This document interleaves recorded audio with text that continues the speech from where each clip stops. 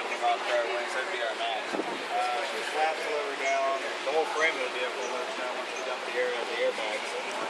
The flaps go down to prevent airflow from getting into the vehicle, and then as long as we're not on pavement, these spikes will go down a little over 3 feet into the ground. We have one on each side, and then there's 2 spikes on the rear that go in a little over 2 feet down.